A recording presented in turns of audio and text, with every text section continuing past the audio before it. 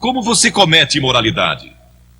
A Bíblia condena a sensualidade, a lascívia, a luxúria, a depravação. Sabem, Deus não condena apenas a ação, mas também os pensamentos e intenções do coração. E estamos sob a sentença de morte por causa disso. Psicólogos declaram que em qualquer batalha entre a imaginação e a vontade... E quantos não travaram essa batalha entre a imaginação e a vontade? Sua imaginação diz: veja quanto poderia se divertir. E sua vontade diz: é melhor não. Mas a vontade invariavelmente perde.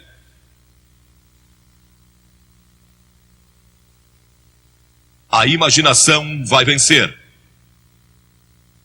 Agora, como pode um jovem ter vitória sobre isso? Porque a Bíblia diz, em 1 Pedro 2,11, que devemos nos abster das paixões carnais que fazem guerra contra a alma. Como você pode se abster com esses impulsos dentro de você, se tem esse tremendo desejo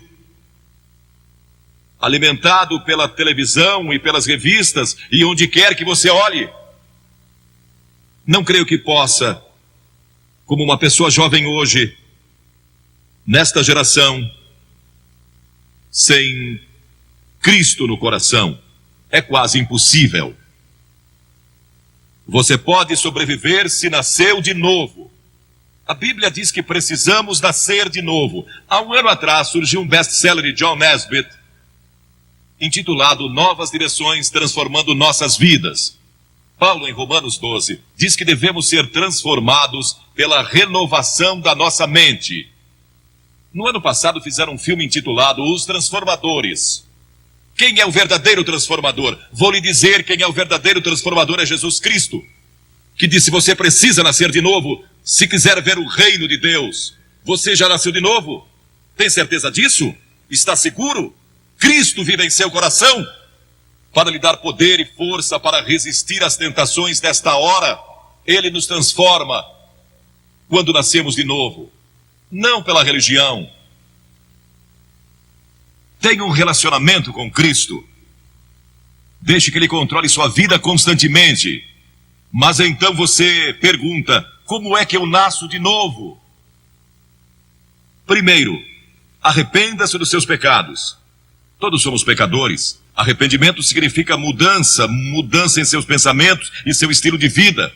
Você está disposto a deixar Deus entrar, transformando numa nova pessoa? É algo que só Deus pode fazer. É uma obra sobrenatural. Você não pode fazê-lo. Não pode transformar a si mesmo. Deus tem que fazê-lo. O Espírito Santo tem que fazê-lo. E quando se arrepende e diz a Deus: Senhor, eu quero deixar meus pecados, quero mudar todo o meu estilo de vida. Isso é se arrepender. E segundo, você vem pela fé. Fé significa entrega. Você se entrega a Cristo como seu único Salvador, seu único Senhor. E Ele entra em seu coração pelo Espírito Santo. E Ele lhe dá um poder que você normalmente não teria. Um poder para resistir às tentações, poder para produzir o fruto do Espírito e verdadeiro amor, alegria e paz em seu coração. E então você estuda a palavra de Deus, o passo seguinte. E isso se torna a sua fonte de força. O estudo da Bíblia. A fé vem pelo ouvir e o ouvir pela palavra de Deus, a Bíblia diz. E Filipenses 2,5 diz: tende em vós o mesmo sentimento que houve também em Cristo Jesus. E a Escritura diz: de que maneira, no Salmo 119, de que maneira poderá o jovem guardar puro o seu caminho? E então, o próprio salmista dá a resposta: observando segundo a tua palavra. Estude as Escrituras, estude a Bíblia, e isso lhe dará uma força que você nunca teve antes. E terceiro, busque pureza espiritual. E isso significa gastar tempo em oração. Jesus disse no Sermão do Monte: bem-aventurados os limpos de coração, porque eles e só eles verão a Deus. Pureza de coração é só através de Cristo. E quarto, obediência. Aquele que tem os meus mandamentos e os guarda, esse é o que me ama. Você guarda meus mandamentos? 2 Timóteo 2:22 diz: foge das paixões da mocidade. Foge delas quando o diabo vem com cobiça e tentação. Fuja. Duas coisas: cite as Escrituras e você vai ver como isso é importante. Cite as Escrituras e fuja daquela tentação. E Paulo disse na Bíblia: não vos sobreveio tentação que não fosse humana, mas Deus é fiel, e não permitirá que sejais tentados além das vossas forças. Pelo contrário, juntamente com a tentação, vos proverá livramento, de sorte que a possais suportar. Sempre que você for tentado, lembre-se disso. Todo ser humano passou por esta mesma tentação antes, inclusive Jesus. E Deus sempre provê um escape. Portanto, não há desculpa. Você não poderá comparecer diante do juízo dizendo que não teve poder para resistir. Deus provê um meio de escape. No momento em que a tentação vier, lembre-se disso. Deus lhe deu um meio de escapar dela. Procure-o e o encontrará. Pois foi prometido em 1 Coríntios 10:13. Agora, estes princípios não são apenas para os jovens, são para os adultos também.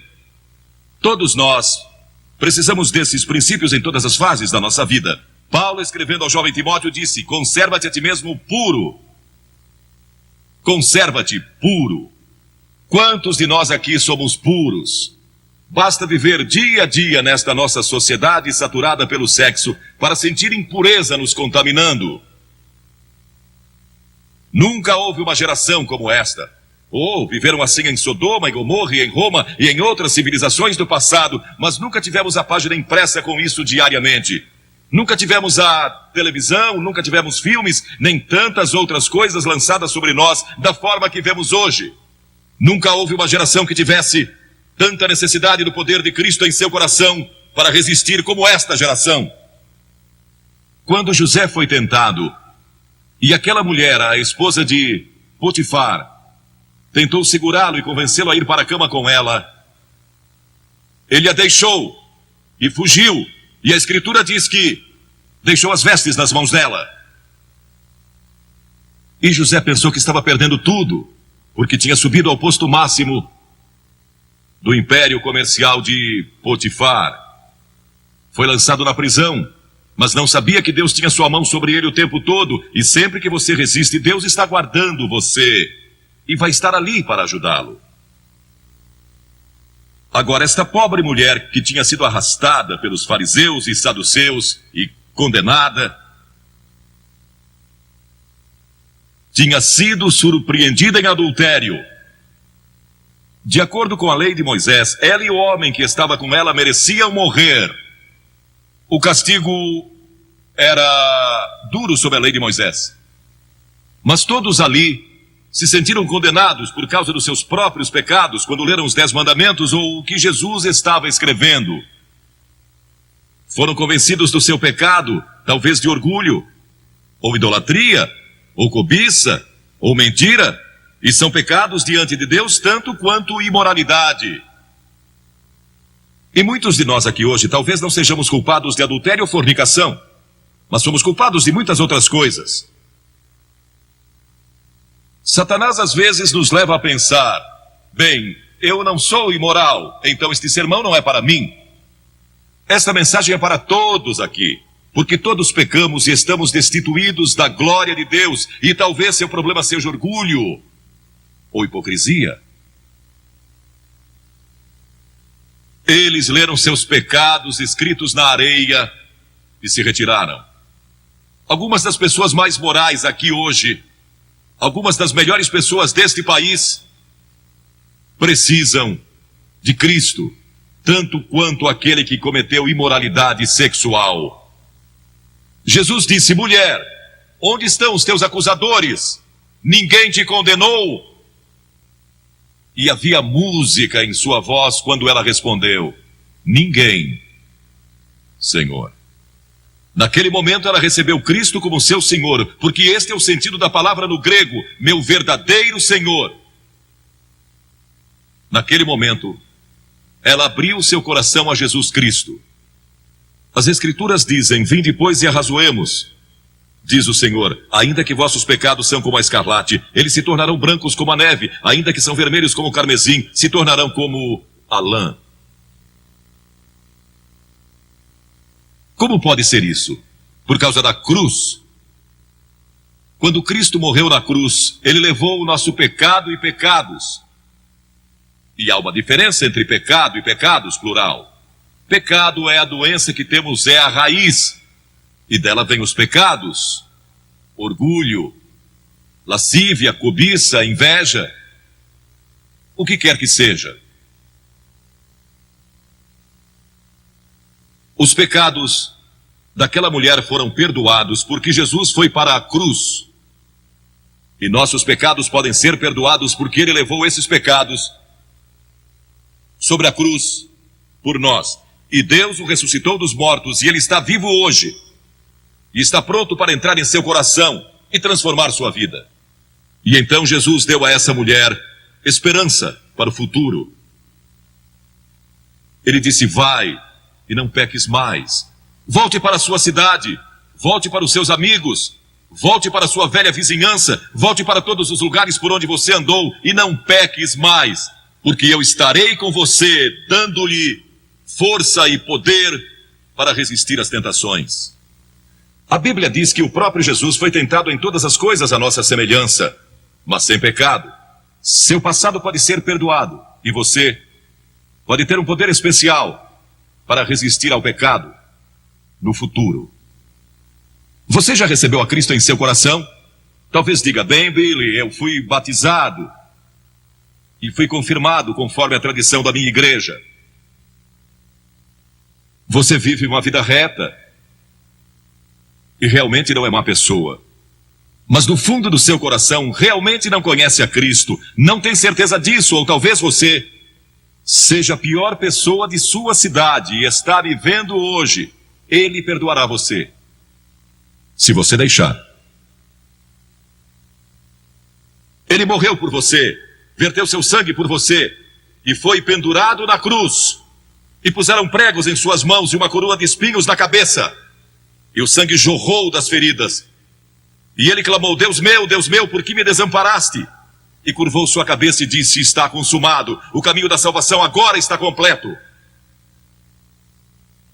E ele foi recebido de volta no céu, para onde nós iremos um dia. Se eu morrer hoje, sei que vou estar com ele lá. Tenho certeza disso. Não porque eu mereça. Não sou uma boa pessoa nesse sentido. Não sou bom que chega para ir ao céu. Não é porque eu li a Bíblia ou preguei em reuniões como esta. Não vou para o céu por causa disso. Vou para o céu por causa do que Cristo fez, e você pode ir para o céu da mesma forma. E pode receber perdão dos seus pecados. E pode ter poder em sua vida para resistir à tentação quando ela vier. Você diz: que devo fazer? Como eu disse há pouco, disponha-se a dar as costas ao pecado e se arrepender. Segundo, pela fé, receba a Cristo. Essa palavra fé é mais do que você pode conceber. Significa dedicação. Eu me entrego.